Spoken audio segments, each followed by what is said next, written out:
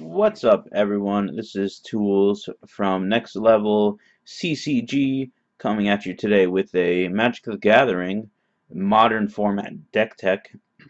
The deck I'm looking at today is a mono-colored deck, and it's a deck I've played at my last 3 Friday Night Magic Moderns, and it's a pretty cool deck that can go aggro, or it can have a little bit of range, not necessarily range, but stalling techniques. It's a mono-colored, and it is mono-colored white. The deck I'm going to be looking at today is a deck known by the archetype of Soul Sisters. The goal of the deck is to get low converted mana cost creatures out on the battlefield to start beating down, but to also gain life and sometimes gain massive amount of life in one chunk, and to buff up some other creatures when you gain life.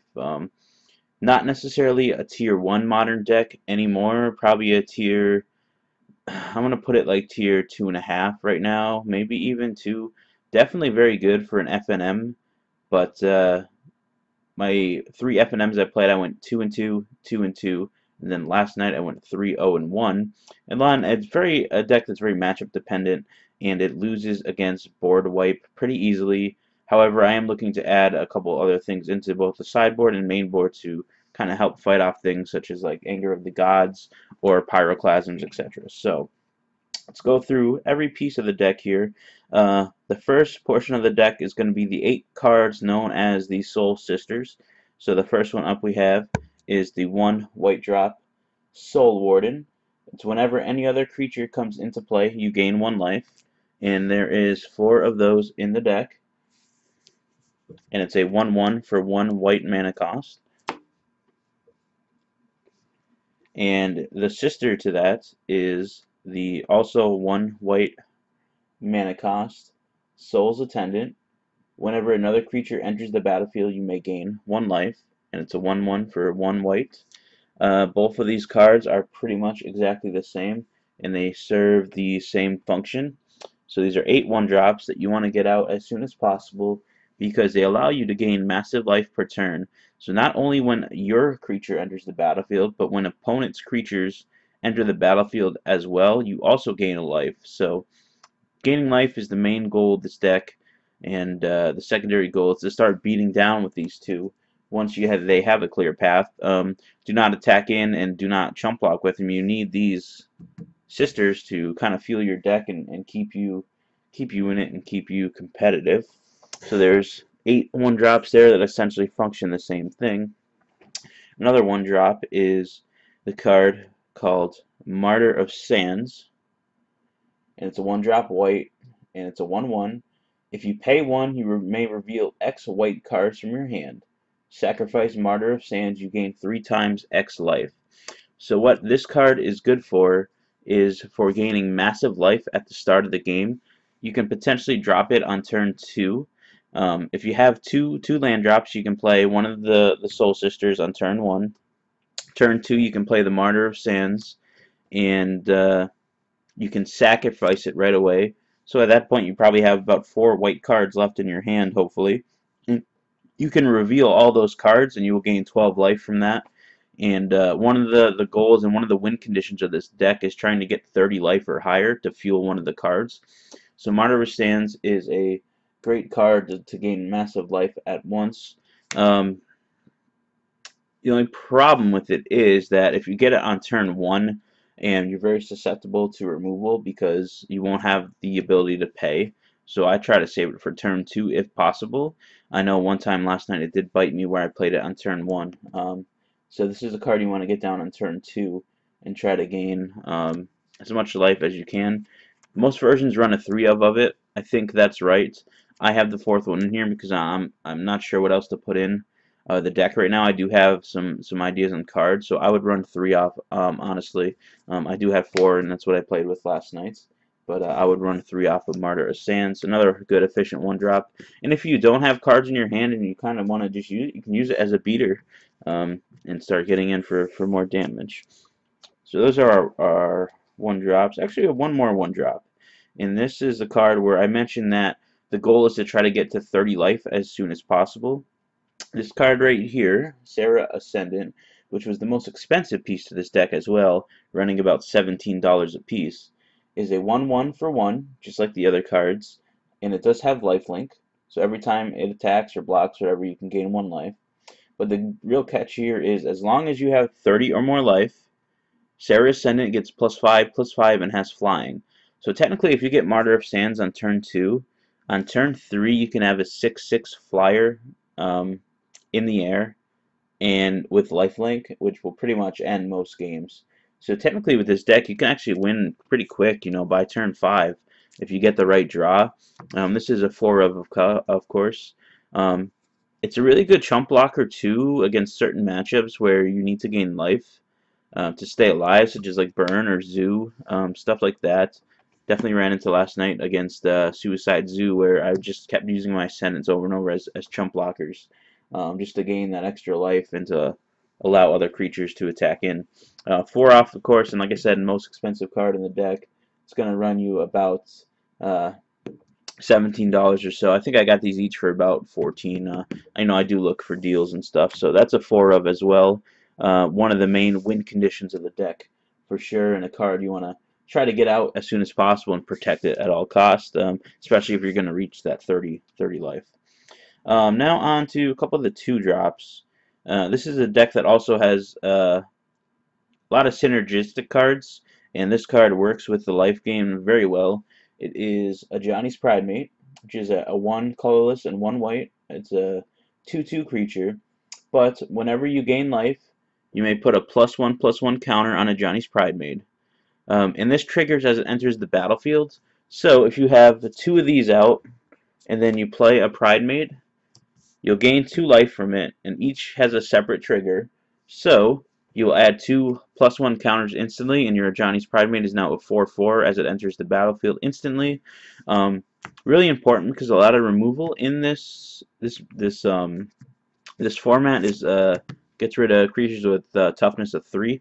However, it is still susceptible to Path to Exile and stuff like that, but this is the other main win condition besides Serra Ascendant. The only catch with this is that it doesn't get flying, which allows it to not be as evasive, but it will become a really good blocker against creature decks, and also it'll be your #1 beater in most matches. So 4 of those definitely, and a card you do want to get out as soon as possible and protect as much as you can. Another 2-drop here, which some decks run, and some decks actually don't run it, is going to be a card called Squadron Hawk. I do like running this just because of the flying. It is a 1 colorless and 1 white. It's a 1/1 just flyer. But the catch is whenever Squadron Hawk enters the battlefield, you may search your library for up to 3 cards named Squadron Hawk, reveal them, put them into your hand, and shuffle your library. What this does is, especially with this deck, it allows you to get more creatures and more cards in your hand. One of the problems with this deck can be that when you dump your entire hand onto the board, there is not much card draw going on. So what the Squadron Hawk does is allowed you to get 3 extra cards in your hands and 3 extra creatures to play out. They will probably get killed by board wipe, but it allows you that little bit staying power. So I think running a 4 of Squadron Hawk is a must for this deck. I've seen some versions without it, who focus on maybe some other creatures, but I am going to run 4 versions for Squadron Hawk. Even in my limited play with this deck, this bird has been so important in many of the matchups. So a good 2-drop card there to fuel your hand and get you a little bit of card draw, essentially. A 2-drop creature that I have actually one of in this deck that I am going to replace it with some other cards, I just haven't gotten those cards yet, is Suture Priest, which is 1 colorless, 1 white. And so whenever another creature enters the battlefield under your control, you gain 1 life. So essentially it's a 2-drop Soul Sister. And the other part is whenever a creature enters the battlefield under an opponent's control, that player loses 1 life. So whenever a creature enters on your side, you gain 1. And whenever a creature enters on their side, they lose 1. So it's kind of cool card. It can be run as a 4-off. I've seen it run instead of Squadron Hawk. I just have 1 lone one in here just because I didn't know what else to put in right now. I am going to get a card called Selfless Spirit, which is a 2-drop 2/1 flyer from Eldritch Moonset. It is a rare. It is kind of costly, like maybe run you about $5 a piece at least. But it's if you sacrifice it, all creatures gain indestructible until end of turn, so it avoids things such as board wipes and stuff like that. So I'm gonna replace that and probably one of the Martyrs and one of the Soul Sisters with that Selfless Spirit card. Either that or I might go with an instant called Brave the Elements, which is creatures gain control from gain protection from a color for that turn, which might be better off, but I'll have to test that out. So this is just a one-off, just for an extra card to fill the spot.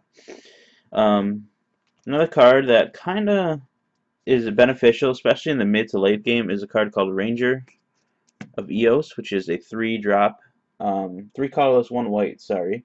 And it's when Ranger of Eos comes into play, you may search your library for up to 2 creature cards with converted mana cost 1 or less. Reveal them and put them into your hand. If you do, shuffle your library. And at its core, this is just a 3/2 creature.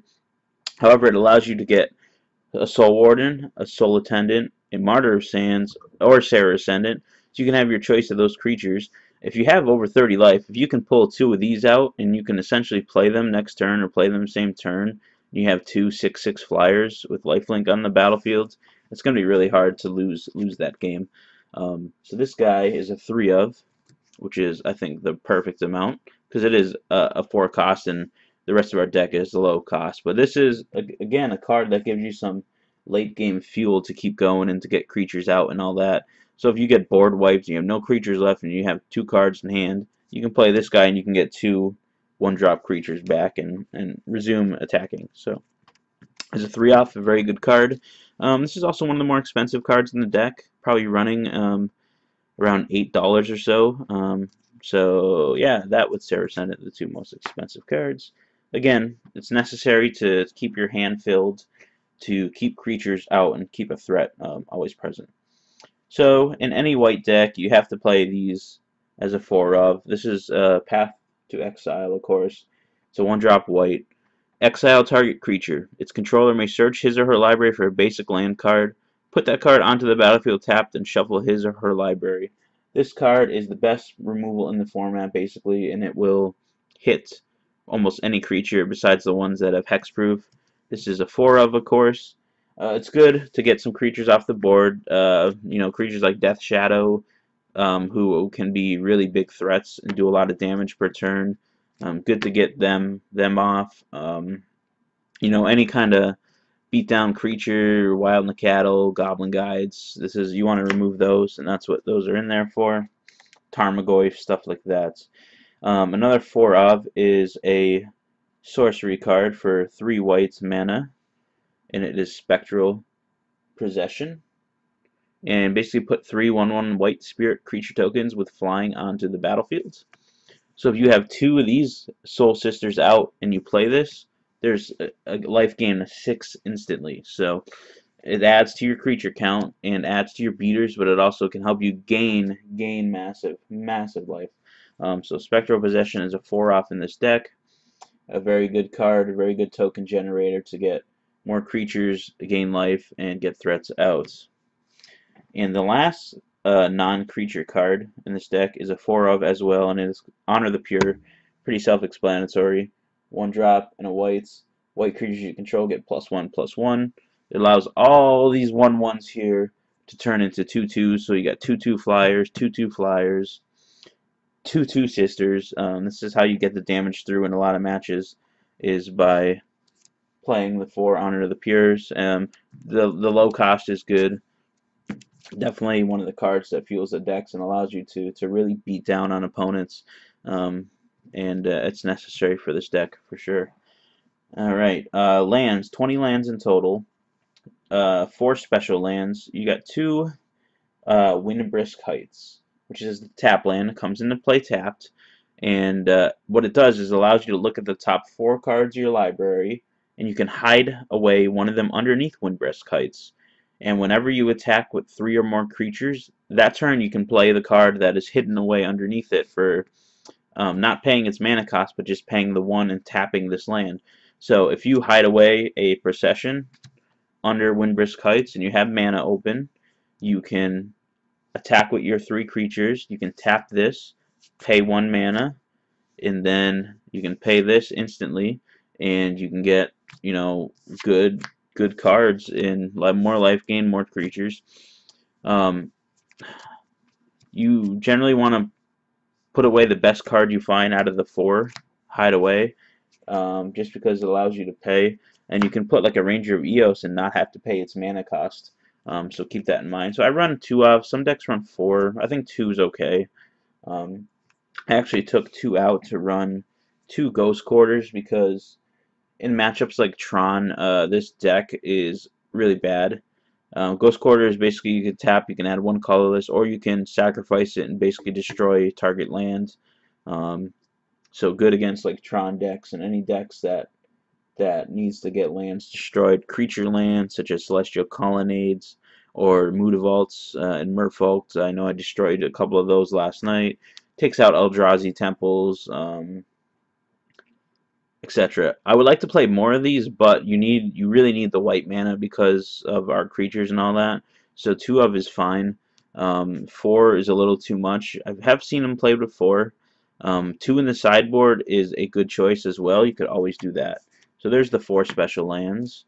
And then you have 1, 2, 3, 4, 5, 6, 7, 8, 9, 10, 11, 12, 13, 14, 15. Just 16 basic planes. Nothing fancy going on with the mana base here.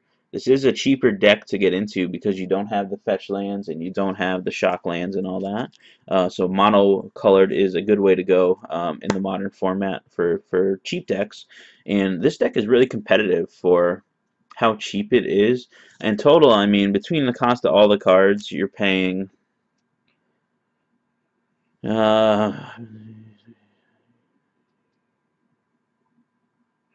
I mean, between this and the sideboard, at the most you'll ever pay is probably $170. These cards right here are about 100, and then my sideboard is not complete yet. But this is the main deck here for the Soul Sisters. Again, the goals are to get creatures out as early as possible, gain as much life early as possible, start beating in with creatures when you can, and then stall out your opponent. Some of the better matchups for it include Burn, obviously, because you're gaining all this life. Stuff like Zoo is also good. Suicide Zoo is a really good matchup. Merfolk I haven't lost to yet. I think that's more of a 50-50 matchup. Stuff it's bad to is definitely board wipe. Control decks, you know, blue-white control, blue-white-red control. Basically anything with Anger of the Gods in it. Scapeshift. I played Scapeshift a few times at my FNM, and I've gotten very, very close to winning each time, but I have lost because I lacked that creature protection I needed. And I think that's where Selfless Spirit and Brave, the elements, come in. I need to find a way to fit those in just based on my meta at FNM. But sideboard, of course, you get 15 card sideboard. I have a 4 of Disenchant, which is a 1-drop and a white instant. Target enchantment or artifact is destroyed. Good against the affinity decks, obviously. Good against anything that needs artifacts. Ad nauseum, not necessarily ad nauseum. Yeah, ad nauseum, I guess. Stuff like that. Bogles is a real big thing at our FNM. We got a player that plays it, so that's very good against that deck, obviously, destroying all the life gain enchantments, etc. So I run that as a 4-up for now in the sideboard.